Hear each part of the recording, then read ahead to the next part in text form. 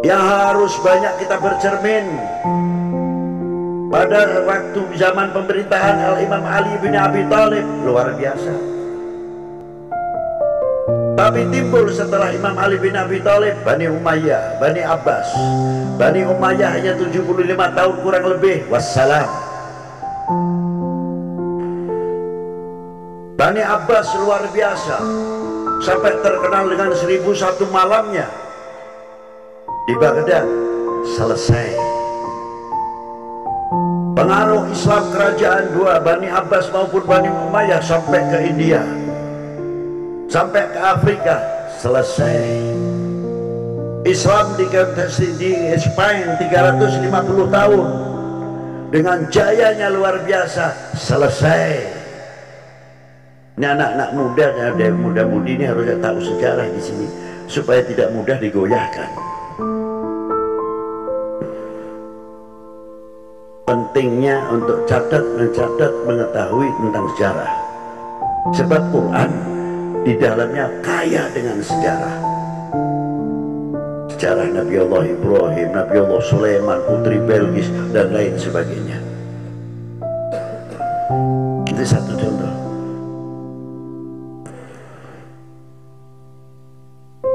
Semuanya tumbang sampai Pasai Aceh, wassalam. Palembang, wassalam. Demak, Banten, selesai.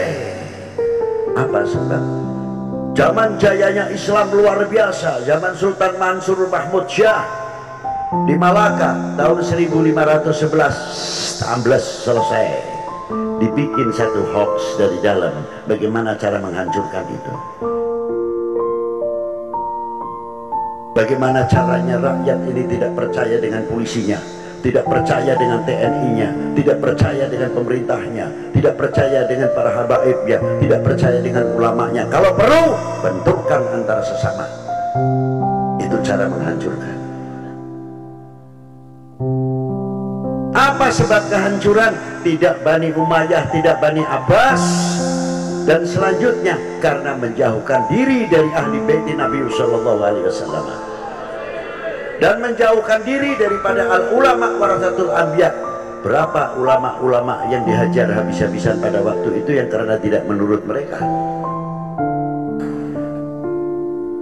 Sampai Imam Nasai pada waktu di masjid ditanya Imam Nasai, "Ya Nasai, tolong terangkan apabila ada hadis-hadis yang menerangkan keutamaan Muawiyah." Dijawab oleh Imam Nasai, "Sementara waktu yang saya pelajari belum menemukan keutamaan Umayyah, Bani Umayyah." Langsung Imam Nasai dihajar di dalam masjid. Tahun itu sudah ada.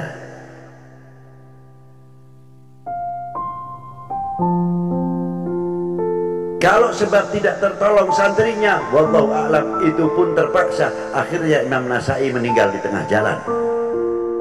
Di zaman Imam Ali bin Abi Thalib karamallahu wajhah, sudah tahu pembunuh Utsman bin Affan sudah dikisos oleh Imam Ali, tapi jubahnya yang berlumuran darah bekas Sayyidina Utsman dan jari jemari yang menangkis pedangnya yang akan membunuh Sayyidina Utsman selalu digelar setiap Jum'ah min kulli Jum'atin, terus bergiring menuntut balas, menuntut balas, menuntut balas. Digoyah terus pemerintahan Imam Ali bin Abi Thalib. Sejarah itu. Semoga di Indonesia tidak terjadi. Amin, tergantung kalian. Amin gampang. Kalau kalian mudah diobok-obok oleh hoax, dipercaya begitu, ya wallahu a'lam. Aminnya memang mudah. Buktikan kalau kita bisa mengatakan amin. Tidak mudah. Telinga kita punya filter, mata kita punya filter, tutur kata kita punya filter, perilaku kita punya filter, dan sebagainya. Itu sebab kehancuran pada waktu Bani Umayyah, Bani Abbas, meninggalkan ahlul bait, meninggalkan al-ulama, meninggalkan para al-awliya. Ma'asyiral muslimin rahimakumullah.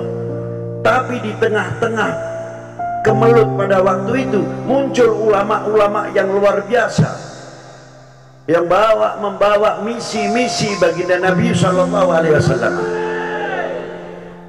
Dari mulai abad ke-1, ke-2 sampai abad 9 bermuncullah ulama-ulama yang disebut Al-Maghribi dari barat, lebih daripada 300 orang, 400 orang yang disebut Maulana Maghribi, sehingga makamnya di mana-mana disebut Maulana Maghribi, bukan Maulana Maghribi kopiahnya, petilasannya, tongkatnya atau jubahnya, tidak. Memang di situ ulama benar-benar jumlahnya karena lebih daripada 300 orang.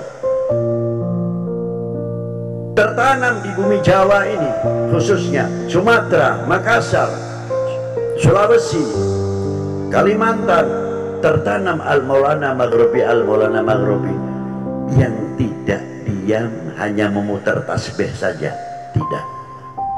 Andil besar para beliau di dalam menepis, menghalau penjajah dari mulai Portugis sampai zaman VOC. Zaman VOC, zaman Kanjeng Sultan Agung Tirtayasa. Ini kemana semua sejarah-sejarah ini? Saya kok heran terkadang. Maka saya minta sama Pak Bupati, saya itu agak prihatin sedikit Pak Bupati, maaf kalau saya ngajak ngomong langsung. Apa diantaranya keprihatinan kita, pelajaran ilmu bumi ini sekarang sudah tidak ada, sehingga anak-anak kita satu kecamatan dibagi di beberapa desa, kita sudah banyak lupa. Padahal pelajaran teritorial dari semenjak SR atau SD sangat diperlukan, tahu wilayah-wilayah. Nah sekarang sekecamatan saja berapa desa kita tidak hafal, mau suruh menghafalkan pulau-kepulauan yang ada di Indonesia ini, sangat prihatin itu. Makanya perlu dibangkitkan kembali, setiap sekolahan-sekolahan mempunyai peta kecamatan, peta kabupaten, biar mengenal hasilnya apa, penghasilannya apa. Belajar ilmu antropolog dari sedini mungkin, paling tidak. Kedua, tentang sejarah. Sudah banyak yang disunati. Diponegoro 18, 25 sampai 30 wassalam. Kecil. Belum tokoh-tokoh yang lain yang ikut andil besar di dalam memperjuangkan, memerdekakan bangsa ini dari belenggu penjajah dan kebodohan. Diteruskan regenerasi oleh generasi-generasi yang cukup handal, yang mempunyai nasionalisme yang tinggi, yang mempunyai patriotisme yang luar biasa. Di samping itu di backup oleh kekuatan mahabbatun Nabi sallallahu alaihi wasallam. Mahabbah bil ulama wal aulia, itulah yang membackup sehingga mengeluarkan, menjadikan patriotisme pantang mundur.